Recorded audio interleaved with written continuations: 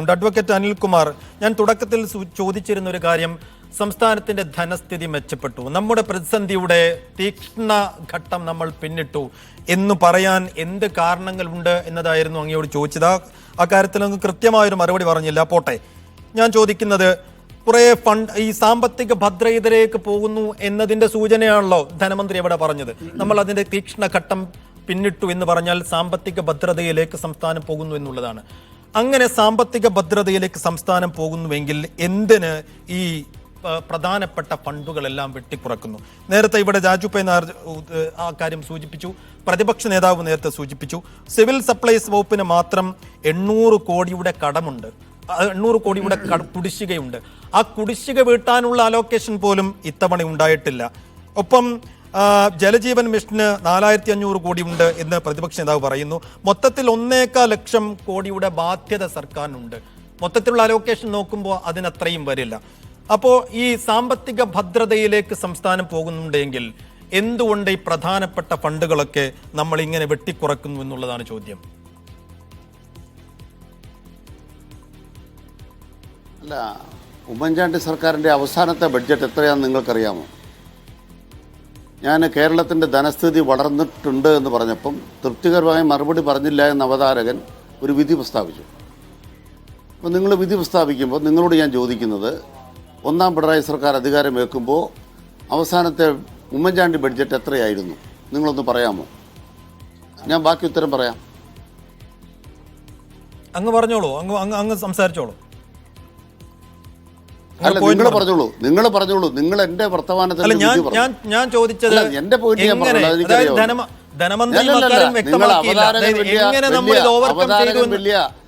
അല്ലല്ല അവതാരകന് അല്ല, അങ്ങ് അതിനുള്ള മറുപടിയായി പറഞ്ഞു നമ്മൾ നികുതി പിരിവ് കാര്യക്ഷമമായി മുന്നോട്ട് കൊണ്ടുപോകാൻ കഴിഞ്ഞു. നമ്മൾ പൊതുമേഖലാ സ്ഥാപനങ്ങളുടെ വരുമാനം കൊണ്ടാണ്. പക്ഷേ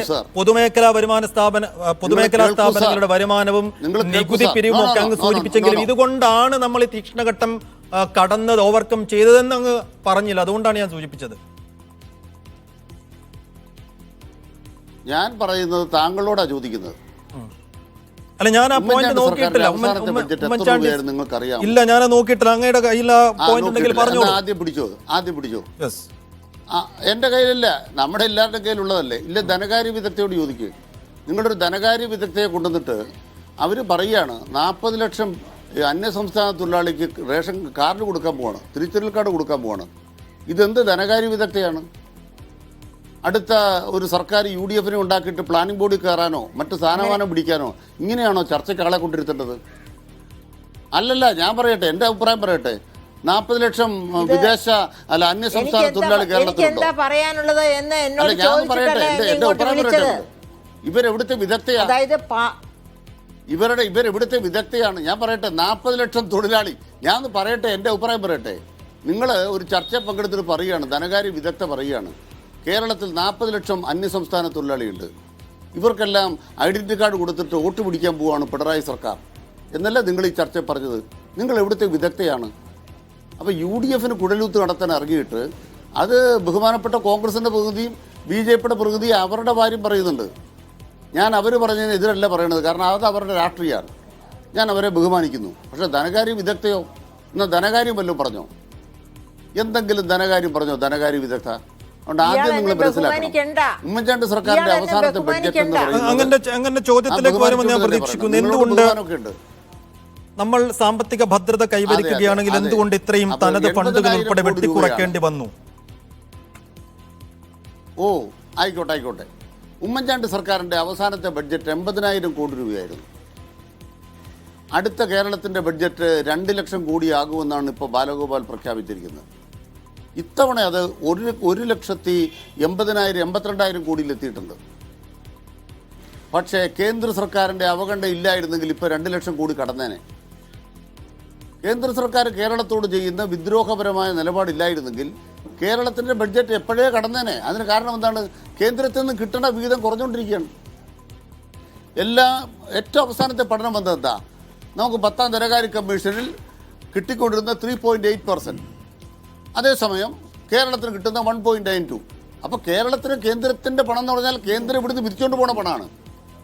ഇൻകം ടാക്സിന്റെ ഏതാണ്ട് ഉദാരത കൊണ്ട് ഇവിടെ എല്ലാവർക്കും കിട്ടാൻ പോവാന്ന് പറഞ്ഞു. ആ ഒറ്റ തീരുമാനം വഴി കേരളത്തിന്റെ 2000 കോടി രൂപ കുറയാൻ പോവാണ്. ഇൻകം ടാക്സിന്റെ ഇളവ് കൊടുക്കുന്നതോടുകൂടി കേരളത്തിന്റെ സ്റ്റേറ്റിന് വരേണ്ട നികുതി 2000 കോടി കുറയാൻ പോവാണ്. അത് മനസ്സിലാക്കണം. ഇതെല്ലാം കേന്ദ്രത്തിന്റെ മാത്രം പൈസയാണോ ഈ പോണത്? സംസ്ഥാനത്തിന് വരേണ്ട വിഹിതം കൂടെ എടുത്തിട്ടാണ് ഈ നരേന്ദ്രമോദി ചെമ്മാളിക്കുന്നത് ഡൽഹി തെരഞ്ഞെടുപ്പ് ജയിക്കാൻ വേണ്ടി. 1,00,000 രൂപ മാസം വരുമാനമുള്ള എത്ര പേര് ഇവിടെയുണ്ട്? കുറച്ച് ആളുകളുണ്ട്, നിത്യവരുമാനക്കാർ. ആ മാസ വരുമാനക്കാർ, അവർക്ക് 55,000 രൂപ ഒരു ശമ്പളമുള്ളവർക്ക് ഇപ്പോഴെ തന്നെ നികുതി വേണ്ട.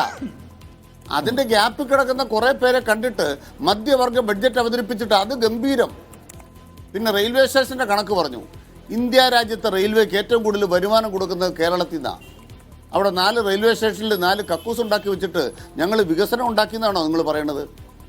കുറേ നാളായല്ലോ തിരുവനന്തപുരം വിമാനത്താവളം കേൾക്കുന്നു. എന്തായി? പൈസയൊന്നും ഇല്ല കേട്ടോ, ഈ പറഞ്ഞൊക്കെ ഉള്ളൂ. കേരളത്തിൽ തീവണ്ടിപ്പാത ഇരട്ടിപ്പിക്കുന്നില്ല.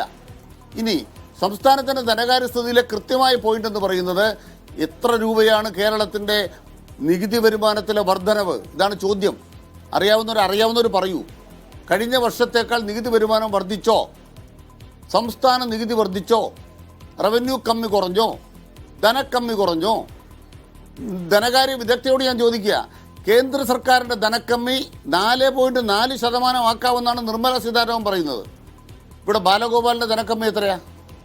ബാലഗോപാൽ പറയുന്നത് 3.14.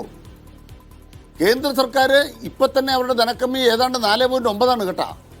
10 ലക്ഷം കോടി രൂപ കടമെടുക്കാവുന്ന കേന്ദ്രം 16 ലക്ഷം കടമെടുക്കുമ്പോൾ അതിന് പിന്തുണ കൊടുക്കുന്ന ആളുകൾ വന്നിട്ട് കേരളത്തെ ഇങ്ങനെ സെന്റിമീറ്റർ കണക്കിന് മുറിച്ചിട്ട് കടമെടുക്കാൻ അനുവദിക്കുന്നില്ല. എന്നിട്ടും ഇത്രയും ഗംഭീരമായി കാര്യങ്ങൾ നിർവഹിച്ചൊരു ധനകാര്യമന്ത്രിയെ അഭിനന്ദിക്കൊന്നും വേണ്ട. തീർച്ചയായും. പിന്നെ കോൺഗ്രസിന്റെ പ്രകൃതി പറഞ്ഞു എന്താണ്? അല്ല, ഇതിനോടൊന്ന് മറുപടി പറയും. കൊള്ള നടത്തി. അല്ല, 2 വാക്ക് മതി. കോൺഗ്രസിന്റെ പ്രകൃതി പറഞ്ഞു കൊള്ള നടത്തി. ഏതാ കൊള്ള നടത്തിയത്? നിങ്ങൾ കൊള്ള നടത്തിയെന്ന് പറഞ്ഞ് ക്യാമറയുടെ കാര്യത്തിലും ആ K4 കാര്യത്തിലും കോടതിയിൽ പോയിട്ട് സതീശന്റെ ചെവിയുടെ കുറ്റിക്ക് അടി കിട്ടിയത് പോരെ? നീ ഏത് കൊള്ളയെക്കുറിച്ചാണ് പറയുന്നത്? ഒരു കൊള്ളയും കേരളത്തിലില്ല.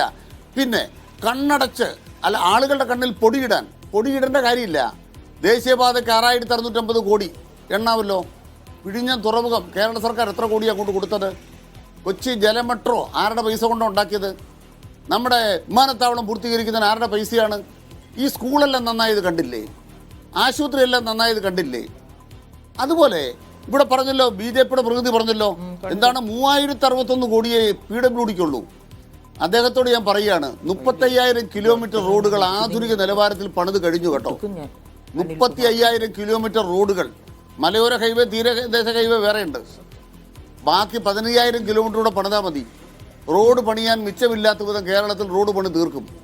ഇത് തുടർഭരണത്തിന്റെ വാതിൽ തുറക്കുന്ന ബഡ്ജറ്റാണ്. നല്ല കോൺഫിഡൻസിലാണ് ഇടതുപക്ഷ ജനാധിപത്യ ബഡ്ജറ്റ് അവതരിപ്പിച്ചിരിക്കുന്നത്. അത് യാഥാർത്ഥ്യബോധത്തോടെ കേരളത്തെ നയിക്കുന്നു എന്ന് ഉറപ്പുവരുത്താൻ കഴിയുന്ന ബഡ്ജറ്റുമാണ്. വലിയ കോൺഫിഡൻസ് ലെവൽ ഉണ്ടെന്ന് പറയുകയാണ്.